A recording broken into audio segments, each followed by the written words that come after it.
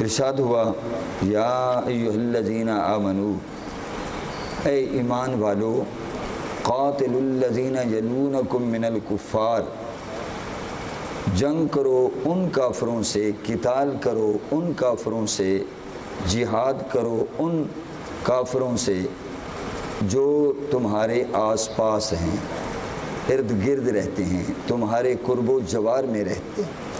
وَلْيَجِدُوا فِيكُمْ غِلْظَةً، اور چاہیے کہ وہ پائیں فیکم غلظہ، تم میں سختی، نرمی نہ پائیں تمہیں نرم دل نہ پائیں کافر، تمہیں اپنے لیے وہ سخت پائیں۔ وَاعْلَمُوا أَنَّ اللَّهَ مَعَ الْمُتَّقِينَ، اور تم خوب جان لو کہ بے شک اللہ متقین کے ساتھ ہے، پرہیزگاروں کے ساتھ ہے، جو اللہ سے ڈرنے والے ہیں اللہ ان کے ساتھ ہے۔ تو جب اللہ تمہارے ساتھ ہے تو تمہیں کسی کافر سے ڈرنے کی ضرورت ہی نہیں ہے۔ تو دوستو، یہاں اللہ پاک جنگ کا ایک اصول بیان کر رہا کہ کافروں سے لڑنا ہے، جہاد کرنا ہے، ان کو راہ راست پہ لانا ہے۔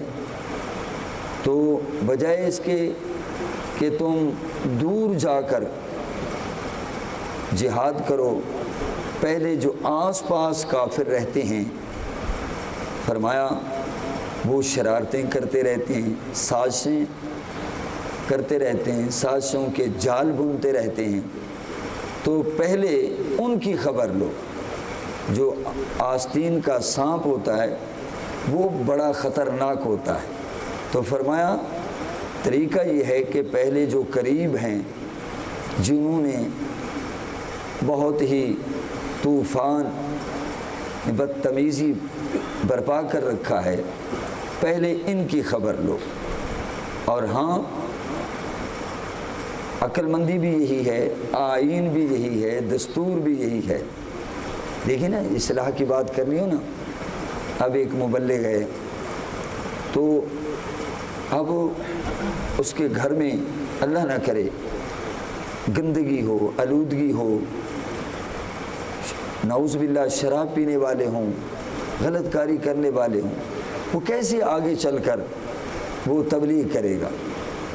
تو طریقہ کار یہ ہے کہ پہلے گھر کی اور گھر کے آس پاس کی خبر لی جائے، اصلاح کی کوشش کی جائے۔ یہ ایک دانش مندانہ اصول بھی ہے اور یہ ایک معاشرتی اصول بھی ہے۔ اور اللہ پاک نے بھی حضور علیہ الصلوۃ والسلام کو مخاطب ہو کر فرمایا وَأَنذِرْ عَشِيرَتَكَ الْأَقْرَبِينَ، کہ آپ پہلے اپنے قریبی رشتہ داروں کو ڈرائیے، ان کو تبلیغ کیجیے، ان کو ڈرائیے۔ تو یہ ایک اصول دیا گیا ہے اور عقل بھی اسی کا تقاضا کرتی ہے۔ تو فرمایا کہ وَلْيَجِدُوا فِيكُمْ غِلْظَةً، اور چاہیے کہ وہ تم میں سختی پائیں۔ غلظہ کہتے ہیں سختی کو۔ تمہارے مزاج میں ان کے بارے میں ذرا پر بھی نرمی نہیں ہونی چاہیے۔ کافر تو فائدہ اٹھائیں گے۔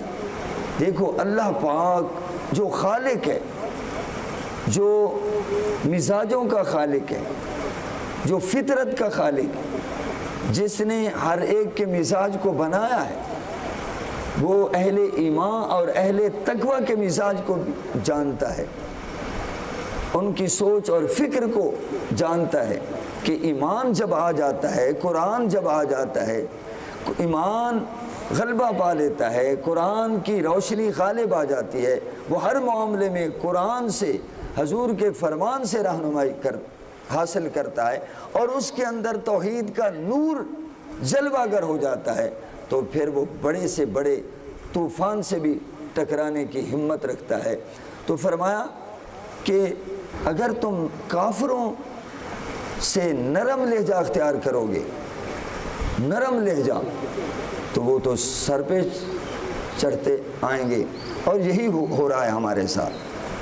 ہمارے پہلے اسلاف نے، بزرگوں نے ان کو قریب نہیں پھٹکنے دیا، کافر کو کافر سمجھا، اور انہوں نے سمجھا کہ اللہ فرماتا ہے یا ایھا الذین آمنوا لا تتخذوا الیہود والنصارى، اے ایمان والو یہود و نصارہ کو کبھی دوست ہی نہ بنانا۔ آج آپ دیکھ لیں صورتحال کیا ہے، یہود و نصارہ کی طرف ہاتھ بڑھائے جاتے ہیں دوستی کے، ان سے تجارتی معاملات طے کیے جاتے ہیں، اور جب مسئلہ کشمیر پر کوئی بات آتی ہے، کوئی اجلاس ہوتا ہے، یا فلسطین پر یلغار ہو رہی ہے اجلاس ہوتا ہے، تو ان لوگوں کو سانپ سونکھ جاتے ہیں، 2-3 صرف ملک کھڑے ہوتے ہیں جو بولتے ہیں، اور وہ بھی مجبوراً بولتے ہیں۔ سچ تو یہ ہے اللہ تعالیٰ نے قرآن حکیم کے اندر واضح کر دیا ہے، فرمایا اشداء علی الکفار رحماء بینہم، مسلمانوں کی شان کیا ہے؟ فرمایا وہ کافروں پر سخت ہیں، رحماء بینہم، آپس میں نرم دل ہیں۔ مسئلہ کشمیر پر کتنے ممالک ہمارا ساتھ دیتے ہیں، سعودیہ کے آگے ہم بچ جاتے ہیں، بھی ہمارا مرکز ہے، کبھی وہ بات ہی نہیں کرتے۔ مسئلہ فلسطین ہوا، جی ہم مذمت کرتے ہیں، اس سے تو بات نہیں بنتی۔ یقین جانیے آج کے دور میں تو لڑنے کی ضرورت ہی نہیں ہے، آج کے دور میں تو جناب والا دوسرے کی ذہنیت کو پڑھا جائے، ان کے طرز زندگی کو پڑھا جائے، وہ کس چیز کو اہمیت دیتے ہیں، چونکہ یہ لوگ مادہ پرست ہیں، مادہ پسند ہیں، مادیت کے ارد گرد ان کی زندگی گھومتی ہے۔ تو اگر اتنا بھی کہہ دیا جاتا کہ جناب ہمارا تم سے معاشی بائیکاٹ ہے، جب تک کہ تم فلسطین کو خالی نہیں کرتے، ظلم و بربریت کو نہیں روکتے، جب تک تم ان کو آزادی نہیں دیتے، ہمارا تم سے کوئی لینا دینا نہیں ہے۔ ہاں اگر آپ فلسطین کو آزاد کر دیتے ہیں، القدس کو آزاد کر دیتے ہیں، اور ان کی حکومت تسلیم کر لیتے ہیں فلسطینیوں کی، تو ساتھ بسم اللہ، یہ ایک طریقہ کار ہے۔ لیکن 57 ملک جن کے پاس اللہ پاک نے بہت سارے معاشی وسائل دیے، بے بہا دولت ہے مسلمانوں کے پاس، مگر فائدہ وہی اٹھا رہے ہیں۔ جو پیسہ ہے مسلمانوں کا ان کے بینکوں میں پڑا ہے، جتنا سونا ہے ان کے بینکوں میں پڑا ہے، وہی فائدہ اٹھا رہے ہیں، کوئی حکمت عملی نہیں ہے، قرآن کو چھوڑ رہے ہیں، اس لیے ذلیل و رسوا ہو رہے ہیں۔ میرا اقبال تو قرآن کا مطالعہ کر کے نچوڑ پیش کرتا ہے، وہ معزز تھے زمانے میں مسلمہ ہو کر، ہم خوار ہوئے تارک قرآن ہو۔ اللہ نے ہمیں ان کی دوستیوں سے روکا، ہم جناب بڑھ بڑھ کر ان کو گلے لگاتے ہیں اور اپنوں کو دھوکہ دیتے ہیں، ورنہ یہ بہت بہترین موقع تھا، بہترین موقع تھا، جی بس ہم مذمت کرتے ہیں، ہم جی ان کے مقابلے میں کمزور ہیں۔ کمال ہو گئی۔ اللہ فرمائے وَلْيَجِدُوا فِيكُمْ غِلْظَةً، فرمایا چاہیے کہ وہ تم میں سختی پائیں، سختی پائیں، نرمی نہ پائیں۔ تم جب میدان میں اترو تو ان کے ہوش اڑ جائیں، تمہاری جب تلواریں چلیں تو انہوں نے زرہیں پہن رکھی ہوں، ان کے ٹوٹے کر کے رکھ دو تاکہ آئندہ ان کو جرت نہ ہو۔ اب کہاں سے لائیں خالد بن ولید، کہاں سے لائیں سلطان صلاح الدین ایوبی، کہاں سے لائیں نور الدین زنگی، کہاں سے لائیں شیر شاہ سوری؟ تو دوستو کیسے یہ لوگ تھے، حالانکہ اس وقت بھی مسلمان تھوڑے تھے، قلت میں تھے، اور لیکن ان کے پاس اس وقت اتنے وسائل نہیں تھے۔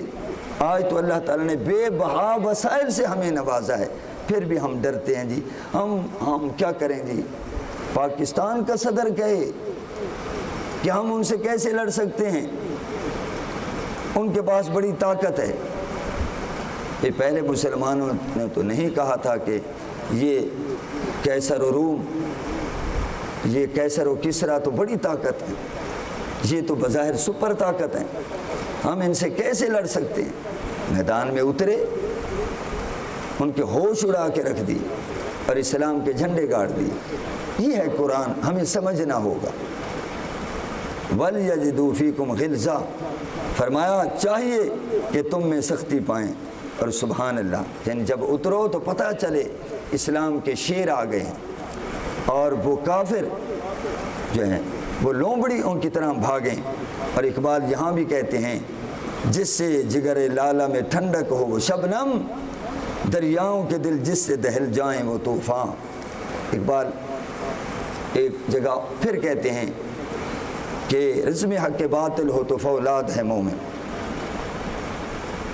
اللہ اکبر۔ تو یہ بڑا ضروری ہے کہ ہم اپنے اندر جذبہ جہاد بھی بیدار کریں، اور ہمارے اندر یہ جو اب مصلحت آ گئی ہے جی ہم کمزور ہیں، قرآن کہتا ہے وَأَنْتُمُ الْأَعْلَوْنَ إِن كُنْتُم مُؤْمِنِينَ، تم ہی غالب رہو گے اگر تم مومن ہو۔ یہ 20 سال لگانے کے بعد امریکہ دن رات بمباری کی، پہاڑوں کو ریزہ ریزہ کیا، آج وہ خود ریزہ ریزہ ہو کر رسوا ہو کر پاکستان کی منتیں کرتا ہے، اور اب جا رہا ہے فوجوں کو نکال رہا ہے۔ یہ کیا ہے؟ یہ ایمان کی شان ہے۔ حماس نے وہ تو مٹھی بھر نہتے مجاہدین ہیں، لیکن ان کے پاس اللہ کی مدد پہنچی ہے۔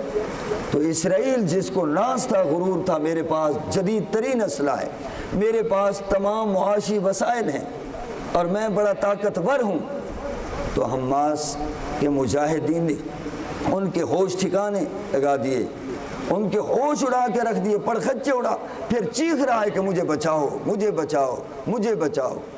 کوئی تک نہیں تھا حماس اور اسرائیل، لیکن جو ایمانی قوت تھی تو سبحان اللہ ان کو گھٹنے ٹیکنا پڑے، مجبور ہو گیا جنگ بندی پر۔ یہ شان ہے ایمان کی۔ اور اللہ فرماتا ہے وَاعْلَمُوا أَنَّ اللَّهَ مَعَ الْمُتَّقِينَ، اور فرمایا جب تم ایسا کرو گے تو یقین کرو اللہ تمہارے ساتھ ہے۔ اللہ اس وقت ساتھ ہوتا ہے، وہ تو ہے ہر وقت ساتھ، دیکھ رہا ہے، مگر اللہ فرماتا ہے کہ ان کے جذبات کیا ہیں، احساس کیا ہیں۔ جب اجلاس ہو رہا ہو، دل کے اندر منافقت موجود ہو تو مدد کیسے آئے گی؟ وآخر دعوانا ان الحمد للہ رب العالمین۔